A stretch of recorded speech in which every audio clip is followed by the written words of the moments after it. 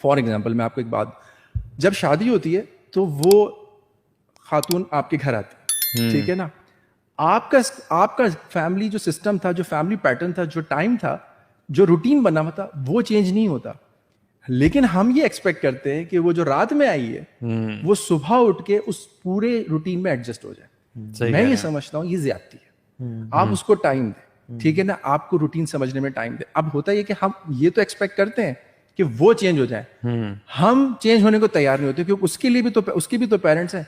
हम अचानक से बन जाते हैं, हालांकि वो ज्यादा कुर्बानी दे के आई थी, leaving your parents, your home, जहाँ पे आप और वो बचपन आती से है रहे आपके हो। भरोसे पे, वो आती है आपके भरोसे पे, और आप वो कहते हैं नहीं ये शौहर है, ये मेरी सुनेगा, and he will be there for me for many issues. और आप जिसे कह लें जब प्रॉब्लम होती है या कोई इस तरह के इश्यूज होते हैं, तो there is someone who can listen to me. अब स्केड्यूल तो दूर की बात, मेरे ख्याल में कल्चर भी डिफरेंट होता है। कल्चर जो है घर का उनका मिजाज मुख्तलिफ है, खानों का तरीका मुख्तलिफ है, बात करने का तरीका मुख्तलिफ है। अच्छा, ये खाने वाली बात ना, ये भी मैं इस पे टॉपिक पे टच करूंगा अभी। जो अब होता है कि जब आपकी शादी होती है ना, तो जो मर्द होता है ना, वो अचानक से दामाद बन जाता है उस तरफ। और कौन सा वाला दामाद?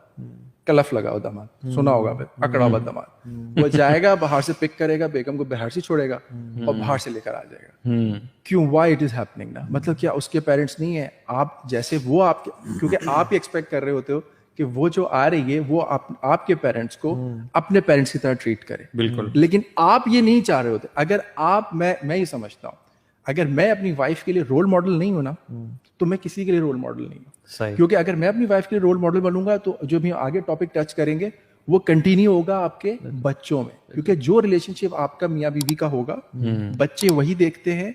मैं आपको एक एग्जाम्पल दूं, हमारे घर में जो खाने वाली बात है, अब हमारे सब कॉन्टिनेंट में, खासतौर में पाकिस्तान में ना, बड़ा मसला है खाने का, बहुत मसला है खाने का।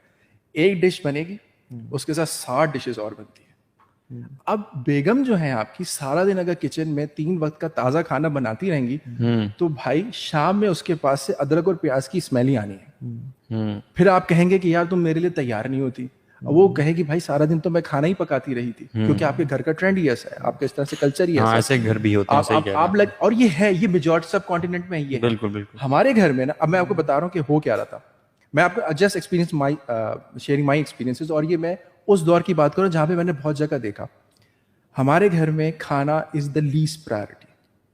हमारी अम्मी ने लीस्ट, जो मैंने अपने वालिद साहब को देखा, अल्लाह ताला उनको जन्नत नसीब करे, he died in 2015 with the cancer. उनका हमने जब तक अपने होश में आखिर तक देखा, जो अम्मी खाना बना के हमारे वालिद साहब के सामने रख दें, तो हमारे अब्बू ने कभी भी उसमें ये नहीं कहा कि इसमें नमक कम है, चुपचाप खा लिया करते थे। वो हमने देखा, हमने कहा ठीक है। मतलब जब वालिद साहब हेड ऑफ द फैमिली थे ना, वो एतराज नहीं कर रहे, तो हम क्यों एतराज करें? बिल्कुल। ठीक है। फिर यही होता था कि अब सब्जी रखी तो सब्जी ही खानी है, there is no other option. हमारे नखरे भी।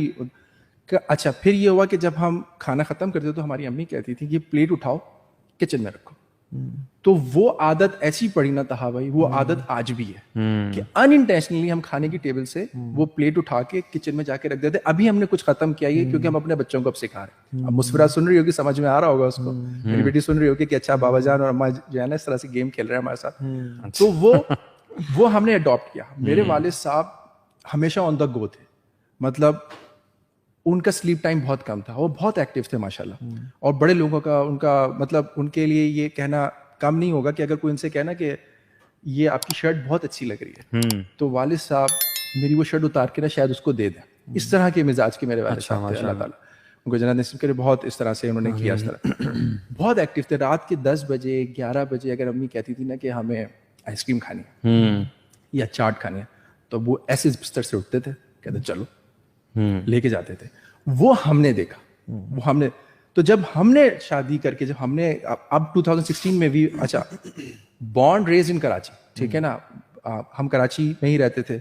बहुत बड़ा सोशल सर्कल था मेरा अपना भी, और मेरे, क्योंकि जब वाइफ की तरफ भी बहुत बड़ा सोशल सर्कल था, और वो भी हम निभाते थे सोशल सर्कल को ना। तो जब हमने 2016 में हम यहाँ पर इस्लामाबाद फाइनली मूव कर गए थे, वैसे हम 2008 से 2016 से बैक एंड फोर्थ मूव करते रहे, तो हमने भी अपने, क्योंकि हमने वही देखा, तो आज हमारे घर में भी वही है। हमारे घर में खाना इज द लीस्ट प्रायोरिटी। लेकिन आप वो बातें बता रहे हैं जहाँ पे पेरेंट्स जो है ना वो एक आइडियल सिचुएशन प्रेजेंट करते हैं, ठीक है, और फिर उन्हीं से बच्चे सीखते हैं, और वो फिर उनकी फैमिलीज भी जब वो शादी करते हैं तो they also lead a good example, ठीक है। लेकिन let's talk about those people जो कि शायद उनके माँ बाप की प्रैक्टिसेस भी ऐसी नहीं थी एंड उन्होंने उनकी कंडीशनिंग बचपन से ऐसी हुई कि उनकी सब ये प्रैक्टिसेस नहीं रही, ठीक है। अच्छा, ये and they have to struggle a lot. एक बोर्ड थ्योरी बताऊं आपको, एक बोर्ड थ्योरी है बड़ी जबरदस्त। उसमें लिखा कि your marriage is a boat, your life is the ocean जिसमें वो बोट तैर रही है, योर सेल जो कि कपड़ा लटका होता है इसकी वजह से आपको थर्स्ट मिलता है हवा का, इट इज ला इलाहा इल्लल्लाह। और जो आपके चप्पू हैं वो कुरान और सुन्ना है, और जो आपका सस्टेनेंस है वो तकवा होना चाहिए, और आपकी जो डेस्टिनेशन है वो जन्नत होनी चाहिए। इफ यू डोंट हैव तकवा as your sustenance and your चप्पू एज कुरान एंड सुन्ना एंड एज योर सेल ला इलाहा इल्लल्लाह, और याद रखें कि there will be high tides and low tides. आप लकी हैं अल्हम्दुलिल्लाह आपको इतने रिस्पेक्टेबल पेरेंट्स मिले। मतलब वी कैंट, कुरान में बहुत सारी मिसालें हैं।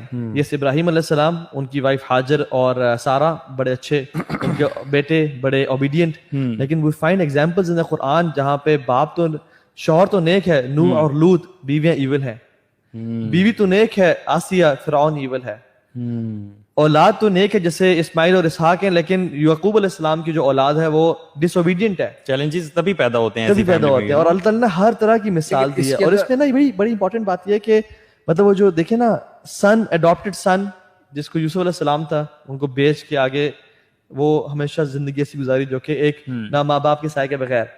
दो बेटियां हैं, मूसा अलैहिस्सलाम को आती हैं रिश्ता लेने के लिए, बाप बूढ़ा है। So we find different examples in the Quran. So I think smooth sailing नहीं होगी ये आप एक्सपेक्ट मैं यही पॉइंट बना, देखें पॉइंट क्या है। इस्लाम हमारा बड़ा जबरदस्त दीन है, ठीक है ना। खौफ और क्या कहते हैं, खौफ और उम्मीद की दरमियानी कैफियत का नाम ईमान है। ये आप फॉर्मूला बना लें, बैलेंस करना। देखें मैं अल्लाह के वसल्लम की जो 11 एग्जांपल्स थी, मतलब 11 शादियां एग्जांपल है उनकी, एक टाइम पे 9 बीवी हैं। अच्छा वैरायटी देखिए उम्मत के लिए, एग्जांपल के लिए एक बड़ी है बहुत खदीजा, एक छोटी है आयशा, एक वो है जो उनकी लैंग्वेज नहीं बोलती मारिया किब्तिया, एक वो है जो यहूदी हैं यानी इस्लाम कबूल किया सफिया बिन्त हुयई।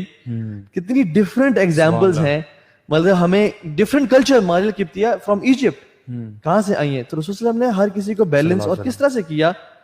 वो मार्क ट्वेन कहता है ना कि marriage is a combination of two beautiful forgivers, two compassionate and beautiful forgivers। अगर दोनों माफ करने वाले नहीं है ना और इस बोर्ड को चलाने में नहीं है, फिर नहीं चलेगा ये।